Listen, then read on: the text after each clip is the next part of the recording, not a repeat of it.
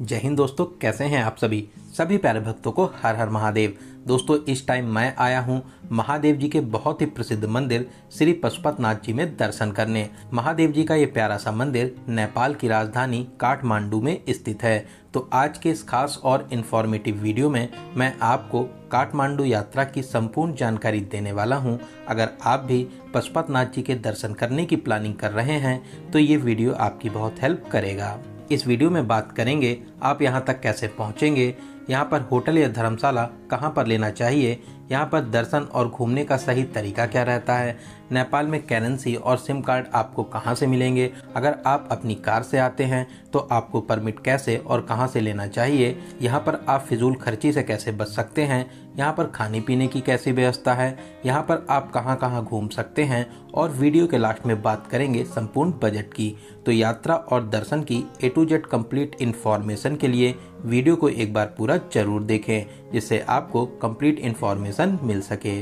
दोस्तों काठमांडू बहुत ही बड़ा और खूबसूरत शहर है। यहाँ पर आपको प्रसिद्ध मंदिर, बौद्ध मठ, पार्क, मार्केट, शाही राज दरबार के साथ साथ बहुत कुछ देखने और घूमने को मिलता है। भारत से काठमांडू की यात्रा करने वाले 99% लोग महादेव जी को समर्पित श्री पशुपतनाथ जी के दर्शन करने के लिए ही आते हैं। तो फिर चलिए वीडियो में आगे बढ़ते हैं और एकदम शुरू से शुरू करते हैं और जानते हैं कि आप काठमांडू तक कैसे पहुंचेंगे। दोस्तों काठमांडू पहुंचने के दो प्रमुख रूट हैं, एक उत्तर प्रदेश के गोरखपुर से और दूसरा बिहार के रक्सौल से। सबसे पहले बात करते हैं गोरखपुर रूट की।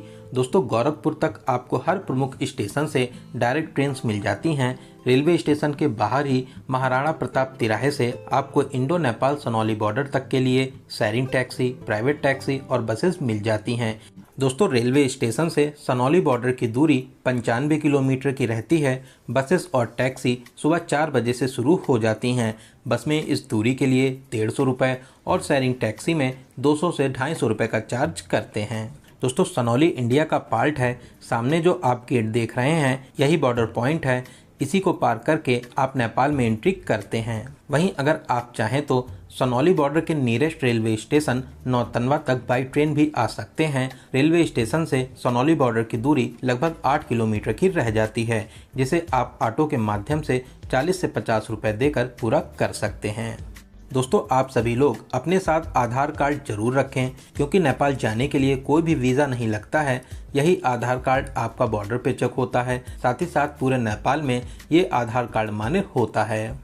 दोस्तों जैसे ही आप नेपाल में एंट्री करेंगे यहीं पर बस स्टैंड बना हुआ है। पास में ही छोटी सी मार्केट और होटल्स भी बने हुए हैं। यहाँ पर बहुत से मनी एक्सचेंज ऑफिस बने हुए हैं, जहाँ से आप अपनी इंडियन करेंसी नेपाली करेंसी में एक्सचेंज करा सकते हैं।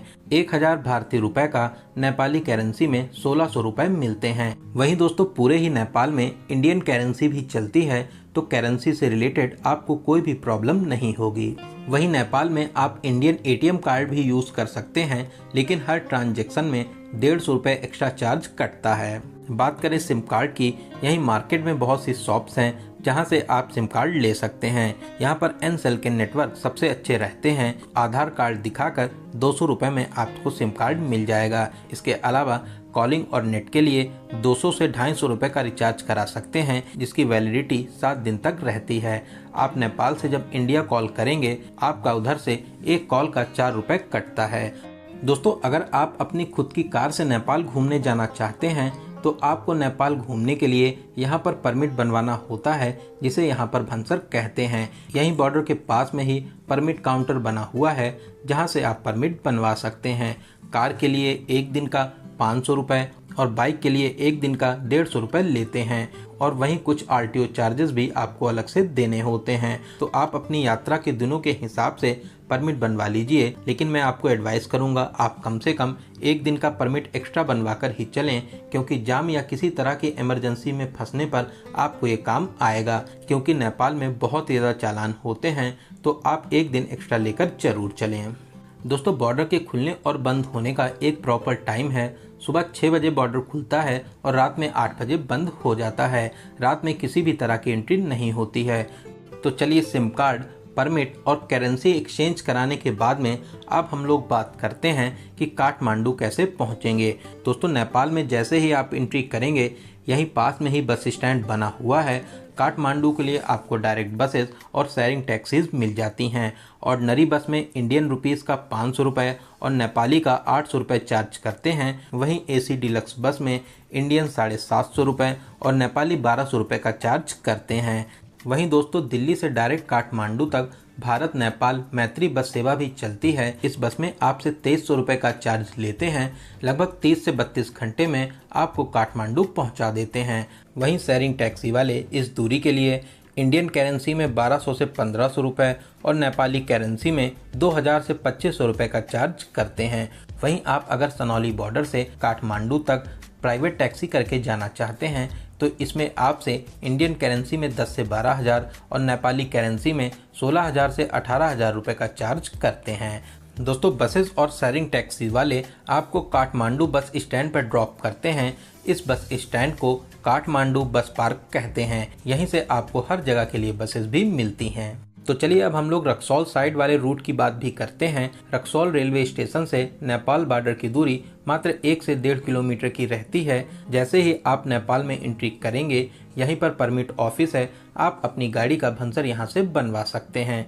यहीं बॉर्डर के पास से ही काठमांडू के लिए शेयरिंग टैक्सीज भी मिल जाती हैं, या आप चाहें तो ऑटो में 40 से 50 रुपये का किराया देकर बीरगंज बस पार्क तक आ जाइए। यहाँ से आपको काठमांडू के लिए डायरेक्ट बसेस मिल जाएंगी। ऑर्डिनरी बस में इस 150 किलोमीटर दूरी के लिए 350 से 400 रुपये और एसी डिलक्स बस में 500 से 600 रुपये का चार्ज करते हैं।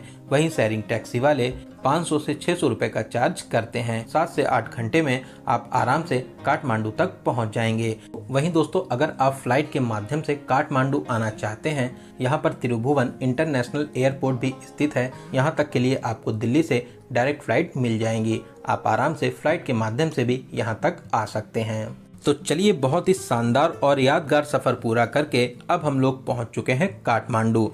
और अब हम लोग बात करते हैं यहाँ पर रुकने के लिए होटल या धर्मशाला कहाँ पर लेना चाहिए। दोस्तों काठमांडू बहुत ही बड़ा शहर है।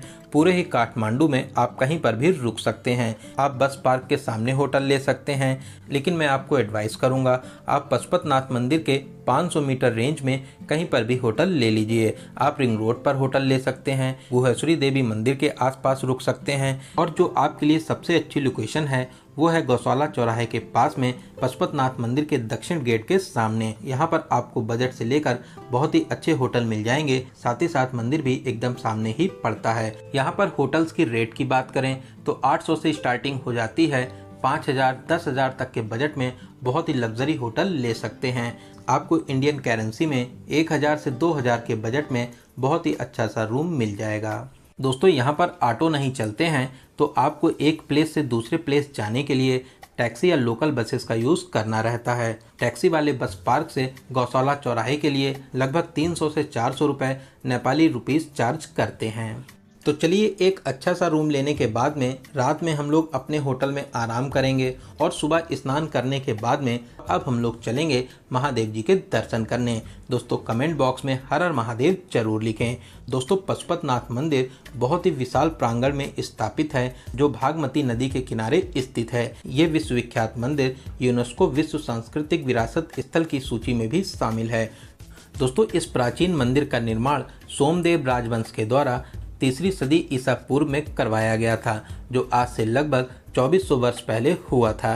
दोस्तों यही मंदिर परिसर में ही आपको बहुत सी फूलमाला और प्रसाद की दुकानें मिल जाएंगी।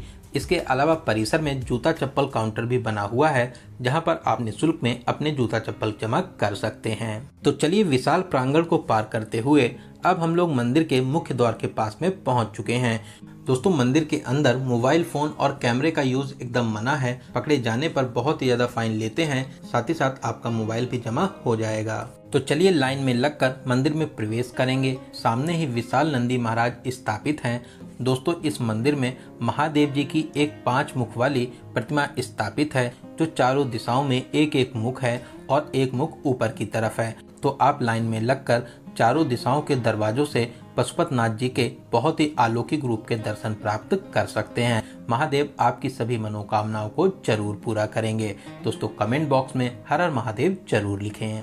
दोस्तों मंदिर परिसर में और भी सभी देवी देवताओं के मंदिर स्थापित हैं। आप यहां पर दर्शन जरूर करें, यहाँ पर आपको दर्शन करने में 1 से 2 घंटे का समय लग जाता है।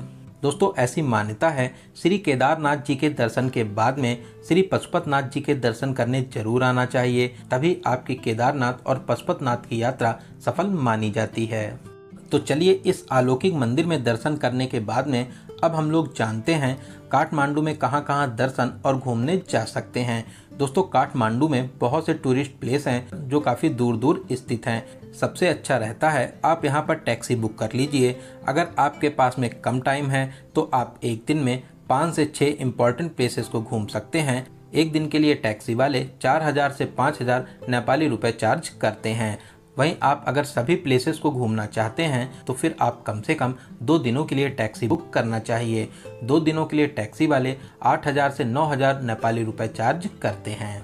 तो चलिए सबसे पहले हम लोग चलेंगे गुहेश्वरी देवी शक्तिपीठ में दर्शन करने के लिए, जो पशुपतिनाथ मंदिर से मात्र 1 किलोमीटर की दूरी पर स्थापित है। दोस्तों बहुत ही प्राचीन और सिद्ध मंदिर है जो माता रानी के 51 शक्तिपीठों में से एक है। पशुपतिनाथ जी के दर्शन करने के बाद में सभी भक्त यहाँ पर दर्शन करने जरूर आते हैं। मंदिर के अंदर मोबाइल फोन और कैमरा यूज करना मना है। आप मंदिर में प्रवेश कर माता रानी के बहुत ही अलौकिक रूप के दर्शन करके आशीर्वाद प्राप्त कर सकते हैं। माता रानी आपकी सभी मनोकामनाओं को जरूर पूरा करेंगी। तो यहाँ पर दर्शन करने के बाद में अब हम लोग चलेंगे अपने अगले प्लेस नवातन धाम कृष्ण मंदिर में दर्शन करने के लिए। दोस्तों ये मंदिर बहुत ही भव्य और दिव्य शैली में बना हुआ है जो पहाड़ी पर स्थापित है।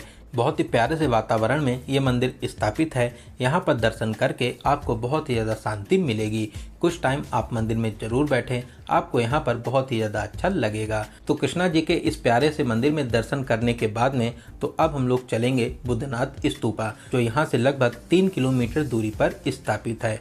यहाँ पर सार्क कंट्री के लोगों के लिए 100 रुपये और अदर कंट्री के लोगों के लिए 400 रुपये का टिकट लगता है। दोस्तों बहुत ही प्यारा सा स्थान है जो भगवान बुद्ध को समर्पित है। यहाँ पर देश और विदेश से लाखों लोग आते हैं। विशाल प्रांगण के बीचों बीच में स्तूप स्थित है और चारों तरफ बड़ी सी मार्केट भी बनी हुई है। कुछ सीढ़ियां चढ़कर आप स्तूप के ऊपर भी जा सकते हैं। तो यहाँ पे 20 से 30 मिनट घूमने के बाद में अब हम लोग चलेंगे अपने अगले प्लेस गार्डन ऑफ ड्रीम्स, जो बहुत ही प्यारा गार्डन है। यहाँ पर एंट्री करने के लिए नेपाली 400 रुपये का टिकट लगता है। दोस्तों वीडियो में आप इसकी खूबसूरती देख सकते हैं।